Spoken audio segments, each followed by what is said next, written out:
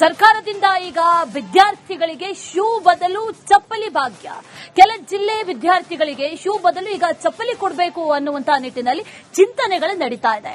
ಹವಾಮಾನಕ್ಕೆ ಅನುಗುಣವಾಗಿ ಚಪ್ಪಲಿಯನ್ನ ಕೊಡಬೇಕು ಅನ್ನುವಂತಹ ನಿಟ್ಟಿನಲ್ಲಿ ತಯಾರಿಯನ್ನ ಕೂಡ ಸರ್ಕಾರ ಮಾಡಿಕೊಂಡಿದೆ.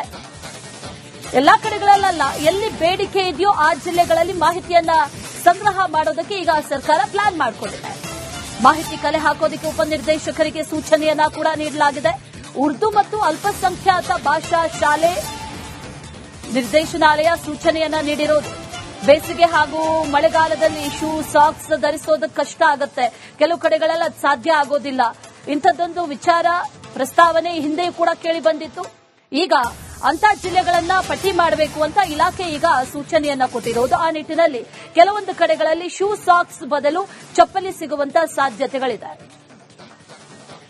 2015ರಲ್ಲೂ ಕೂಡ ಇಂಥದ್ದೇ ಒಂದು ಪ್ರಸ್ತಾವನೆ ಇತ್ತು. ಈಗ ಸರ್ಕಾರ ಶೂ ಸಾಕ್ಸ್ ಬದಲು ಚಪ್ಪಲಿ ಕೊಡಬೇಕು ಅನ್ನುವಂತ ಒಂದಷ್ಟು ಚಿಂತನೆಗಳನ್ನ ಮಾಡ್ತಾ ಇರೋದು. ಹಾಗಾಗಿ ಎಲ್ಲೆಲ್ಲಿ ಬೇಡಿಕೆ ಇದೆ ಅನ್ನುವಂತ ಮಾಹಿತಿಯನ್ನ ಕಲೆ ಹಾಕೋದಕ್ಕೆ ಉಪನಿರ್ದೇಶಕರಿಗೆ ಸೂಚನೆಯನ್ನ ಕೂಡ ನೀಡಲಾಗಿದೆ. ಇದೇ ವಿಚಾರಕ್ಕೆ ಸಂಬಂಧಪಟ್ಟಂತೆ ಡೀಟೇಲ್ಸ್ ಅನ್ನ ಕೊಡ್ತಾ ಹೋಗ್ತಾರೆ ನಮ್ಮ ಪ್ರತಿನಿಧಿ ಸತ್ತಾರ್. ನೇರ ಸಂಪರ್ಕದಲ್ಲಿ ಜಾಯಿನ್ ಆಗಿದ್ದಾರೆ. ಸತ್ತಾರ್, ಈಗ ಸರ್ಕಾರದ ಯೋಜನೆ ಈ ಹಿಂದೆಯೂ ಕೂಡ ಇತ್ತು, 10 ವರ್ಷದ ಹಿಂದೆ ಕೂಡ ಇತ್ತು.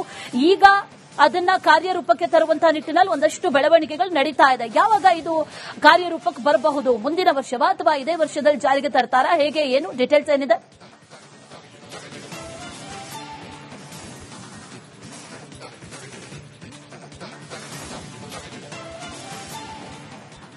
ಅಶ್ವಿನಿ, ಈ ಒಂದು ಯೋಜನೆಯನ್ನು ಜಾರಿಗೆ ತರುವಂತಹ ಮುಂಚೆ ಶಿಕ್ಷಣ ಇಲಾಖೆ ಈಗ ಕೆಲವೊಂದು ಜಿಲ್ಲೆಗಳಿಗೆ ಸೂಚನೆಯನ್ನು ಕೊಟ್ಟಿದೆ. ಅಲ್ಲಿರುವಂತಹ ಹವಾಮಾನ ವೈಪರೀತ್ಯ ಹಾಗೂ ಈಗಿರುವಂತಹ ಶೂನಿಂದ ಯಾವ ರೀತಿ ಸಮಸ್ಯೆ ಆಗ್ತಾ ಇದೆ, ಅದರ ಜೊತೆಗೆ ಚಪ್ಪಲಿಗೆ ಎಷ್ಟರ ಮಟ್ಟಿಗೆ ಬೇಡಿಕೆ ಇದೆ, ಅಂತಹ ಜಿಲ್ಲೆಗಳ ಮಾಹಿತಿ ಕೊಡುವಂತೆ ಆಯಾ ಜಿಲ್ಲಾಧಿಕಾರಿಗೆ ಸೂಚನೆಯನ್ನು ಕೊಡುವಂತಹ ಒಂದು ಕೆಲಸವನ್ನು ಶಿಕ್ಷಣ ಇಲಾಖೆ ಮಾಡಿದೆ. ಹಾಗಾದ್ರೆ ಯಾಕೆ ಈ ರೀತಿಯ ಬದಲಾವಣೆ ಅನ್ನೋದನ್ನು ನೋಡೋದಾದರೆ, ಈಗ ಕರ್ನಾಟಕ ಸರ್ಕಾರಿ ಹಾಗೂ ಅನುದಾನಿತ ಶಾಲೆಗಳಲ್ಲಿ ಕೊಡುವಂತಹ ಒಂದು ಜೊತೆ ಶೂ ಹಾಗೂ ಸಾಕ್ಸ್ ನಿಂದ ಎಲ್ಲಾ ತಿಂಗಳು ಕೂಡ ಇದರಿಂದ ಈ ರೀತಿಯ ಶಾಕ್ಸ್ ಅನ್ನು ಅಥವಾ ಶೂ ನ ಬಳಕೆ ಎಷ್ಟರ ಮಟ್ಟಿಗೆ ಅದು ಸಕ್ಸಸ್ ಆಗ್ತಿದೆ ಅನ್ನೋದರ ರಿಪೋರ್ಟ್ ಅನ್ನು ಕೂಡ ಕೇಳಿದೆ. ಯಾಕಂದ್ರೆ ಮಲೆನಾಡಾಗಿರ್ಬೋದು, ಕರಾವಳಿ ಭಾಗದಲ್ಲಿ ನೀವು ನೋಡ್ತಾ ಇರುವಂತಹ ಸಂದರ್ಭದಲ್ಲಿ ಸರಿಸುಮಾರು 3 ತಿಂಗಳುಗಳ ಕಾಲ ಅಲ್ಲಿ ನಿರಂತರವಾಗಿ ಮಳೆಯಾಗುತ್ತೆ. ಇನ್ನು ಕೆಲವೊಂದಿಷ್ಟು ಸಮಯದಲ್ಲಿ ಅದಕ್ಕಿಂತ ಹೆಚ್ಚಿನ ಸಮಯದಲ್ಲಿ ಮಳೆಯಾಗುತ್ತೆ. ಇಂತಹ ಸಮಯದಲ್ಲಿ ಒಂದು ಜೊತೆ ಶೂ ಹಾಗೂ ಒಂದು ಸಾಕ್ಸ್ ನಿಂದ ನಿರಂತರವಾಗಿ ಅದರ ಬಳಕೆ ಎಷ್ಟರ ಮಟ್ಟಿಗೆ ಸಾಧ್ಯ ಅನ್ನೋ ಪ್ರಶ್ನೆಯನ್ನು ಇದೀಗ ಶಿಕ್ಷಣ ಇಲಾಖೆ ಮುಂದಿಟ್ಟಿರುವಂತದ್ದು. ಅದರ ಜೊತೆಗೆ ಬೇಸಿಗೆಯಲ್ಲಿ ಕಾಲು ಬೆವತದು ಚರ್ಮ ರೋಗಕ್ಕೆ ಕೂಡ ಕಾರಣ ಆಗಬಹುದು. ಇದೇ ಈ 2 ಕಾರಣಗಳಿಂದ ಪ್ರಮುಖವಾಗಿ ಹವಾಮಾನ ವೈಪರೀತ್ಯ ಹಾಗೂ ಅಲ್ಲಿರುವಂತಹ ಜನರ ಮಕ್ಕಳ ಆರೋಗ್ಯದ ಹಿತದೃಷ್ಟಿಯಿಂದ ಬದಲಾವಣೆಗೆ ಇದೀಗ ಶಿಕ್ಷಣ ಇಲಾಖೆ ಮುಂದಾಗಿರುವಂತದ್ದು. ಬದಲಾವಣೆಗೆ ಮುನ್ನ ಅಥವಾ ಈ ಒಂದು ಶೂ ಬದಲು ಚಪ್ಪಲಿಯನ್ನು ಯೋಜನೆ ಜಾರಿಗೆ ತರುವಂತಹ ಮುನ್ನ ಮೊದಲಿಗೆ ಆಯಾ ಜಿಲ್ಲೆಗಳ ಮಾಹಿತಿಯನ್ನು ಕಲೆ ಹಾಕುತ್ತೆ. ಅದರಲ್ಲೂ ಕೂಡ ಪ್ರಮುಖವಾಗಿ ಯಾವ ಜಿಲ್ಲೆಗಳಲ್ಲಿ ಎಷ್ಟು ಬೇಡಿಕೆ ಇದೆ, ಆ ಚಪ್ಪಲಿಗಿರುವಂತಹ ಬೇಡಿಕೆ ಎಷ್ಟಿದೆ, ಶೂಗಿರುವಂತಹ ಬೇಡಿಕೆ ಎಷ್ಟಿದೆ ಅನ್ನೋದನ್ನು ರಿಪೋರ್ಟ್ ತರಿಸಿದ ನಂತರ ತದನಂತರದಲ್ಲಿ ಶಿಕ್ಷಣ ಇಲಾಖೆ ಮತ್ತೊಂದು ಸುತ್ತಿನ ಮಾತುಕತೆಯಾಡಿ ಅದಾದ ನಂತರ ಈ ಒಂದು ಯೋಜನೆಯನ್ನು ಜಾರಿಗೆ ತರುವಂತಹ ಸಾಧ್ಯತೆ ಇದೆ. Ashwini, right Sattar, thank you ಡೀಟೇಲ್ಸ್ಗೆ. ಸರ್ಕಾರದಿಂದ ಈಗ ವಿದ್ಯಾರ್ಥಿಗಳಿಗೆ ಶೂ ಬದಲು ಚಪ್ಪಲಿ ಭಾಗ್ಯ. ಕೆಲ ಜಿಲ್ಲೆ ವಿದ್ಯಾರ್ಥಿಗಳಿಗೆ ಶೂ ಬದಲು ಈಗ ಚಪ್ಪಲಿ ಕೊಡಬೇಕು ಅನ್ನುವಂತಹ ನಿಟ್ಟಿನಲ್ಲಿ ಚಿಂತನೆಗಳು ನಡೀತಾ ಇದೆ. ಹವಾಮಾನಕ್ಕೆ ಅನುಗುಣವಾಗಿ ಚಪ್ಪಲಿಯನ್ನ ಕೊಡಬೇಕು ಅನ್ನುವಂತಹ ನಿಟ್ಟಿನಲ್ಲಿ ತಯಾರಿಯನ್ನ ಕೂಡ ಸರ್ಕಾರ ಮಾಡಿಕೊಂಡಿದೆ. ಎಲ್ಲಾ ಕಡೆಗಳಲ್ಲ, ಎಲ್ಲಿ ಬೇಡಿಕೆ ಇದೆಯೋ ಆ ಜಿಲ್ಲೆಗಳಲ್ಲಿ ಮಾಹಿತಿಯನ್ನ ಸಂಗ್ರಹ ಮಾಡೋದಕ್ಕೆ ಈಗ ಸರ್ಕಾರ ಪ್ಲಾನ್ ಮಾಡಿಕೊಂಡಿದೆ. ಮಾಹಿತಿ ಕಲೆ ಹಾಕೋದಕ್ಕೆ ಉಪನಿರ್ದೇಶಕರಿಗೆ ಸೂಚನೆಯನ್ನ ಕೂಡ ನೀಡಲಾಗಿದೆ.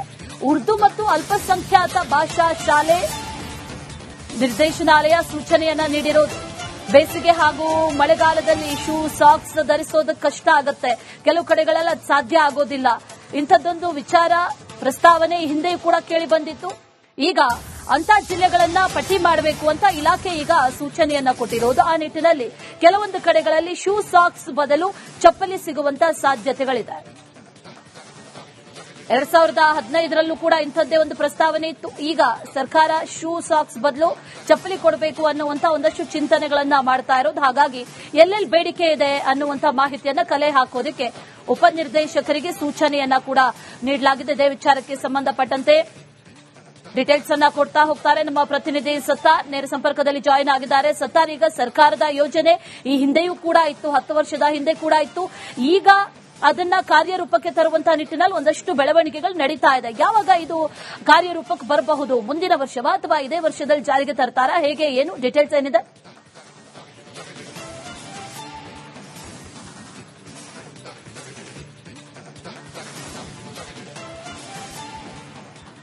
ಅಶ್ವಿನಿ, ಈ ಒಂದು ಯೋಜನೆಯನ್ನು ಜಾರಿಗೆ ತರುವಂತಹ ಮುಂಚೆ ಶಿಕ್ಷಣ ಇಲಾಖೆ ಈಗ ಕೆಲವೊಂದು ಜಿಲ್ಲೆಗಳಿಗೆ ಸೂಚನೆಯನ್ನು ಕೊಟ್ಟಿದೆ. ಅಲ್ಲಿರುವಂತಹ ಹವಾಮಾನ ವೈಪರೀತ್ಯ ಹಾಗೂ ಈಗಿರುವಂತಹ ಶೂನಿಂದ ಯಾವ ರೀತಿ ಸಮಸ್ಯೆ ಆಗ್ತಾ ಇದೆ, ಅದರ ಜೊತೆಗೆ ಚಪ್ಪಲಿಗೆ ಎಷ್ಟರ ಮಟ್ಟಿಗೆ ಬೇಡಿಕೆ ಇದೆ, ಅಂತಹ ಜಿಲ್ಲೆಗಳ ಮಾಹಿತಿ ಕೊಡುವಂತೆ ಆಯಾ ಜಿಲ್ಲಾಧಿಕಾರಿಗೆ ಸೂಚನೆಯನ್ನು ಕೊಡುವಂತಹ ಒಂದು ಕೆಲಸವನ್ನು ಶಿಕ್ಷಣ ಇಲಾಖೆ ಮಾಡಿದೆ. ಹಾಗಾದ್ರೆ ಯಾಕೆ ಈ ರೀತಿಯ ಬದಲಾವಣೆ ಅನ್ನೋದನ್ನು ನೋಡೋದಾದರೆ, ಈಗ ಕರ್ನಾಟಕ ಸರ್ಕಾರಿ ಹಾಗೂ ಅನುದಾನಿತ ಶಾಲೆಗಳಲ್ಲಿ ಕೊಡುವಂತಹ ಒಂದು ಜೊತೆ ಶೂ ಹಾಗೂ ಸಾಕ್ಸ್ ನಿಂದ ಎಲ್ಲಾ ತಿಂಗಳು ಕೂಡ ಇದರಿಂದ ಈ ರೀತಿಯ ಶಾಕ್ಸ್ ಅನ್ನು ಅಥವಾ ಶೂನ ಬಳಕೆ ಎಷ್ಟರ ಮಟ್ಟಿಗೆ ಅದು ಸಕ್ಸಸ್ ಆಗ್ತಿದೆ ಅನ್ನೋದರ ರಿಪೋರ್ಟ್ ಅನ್ನು ಕೂಡ ಕೇಳಿದೆ. ಯಾಕಂದ್ರೆ ಮಲೆನಾಡು ಆಗಿರ್ಬೋದು, ಕರಾವಳಿ ಭಾಗದಲ್ಲಿ ನೋಡ್ತಾ ಇರುವಂತಹ ಸಂದರ್ಭದಲ್ಲಿ ಸರಿಸುಮಾರು 3 ತಿಂಗಳುಗಳ ಕಾಲ ನಿರಂತರವಾಗಿ ಮಳೆಯಾಗುತ್ತೆ. ಇನ್ನು ಕೆಲವೊಂದಿಷ್ಟು ಸಮಯದಲ್ಲಿ ಅದಕ್ಕಿಂತ ಹೆಚ್ಚಿನ ಸಮಯದಲ್ಲಿ ಮಳೆಯಾಗುತ್ತೆ. ಇಂತಹ ಸಮಯದಲ್ಲಿ ಒಂದು ಜೊತೆ ಶೂ ಹಾಗೂ ಒಂದು ಸಾಕ್ಸ್ ನಿಂದ ನಿರಂತರವಾಗಿ ಅದರ ಬಳಕೆ ಎಷ್ಟರ ಮಟ್ಟಿಗೆ ಸಾಧ್ಯ ಅನ್ನೋ ಪ್ರಶ್ನೆಯನ್ನು ಇದೀಗ ಶಿಕ್ಷಣ ಇಲಾಖೆ ಮುಂದಿಟ್ಟಿರುವಂತದ್ದು.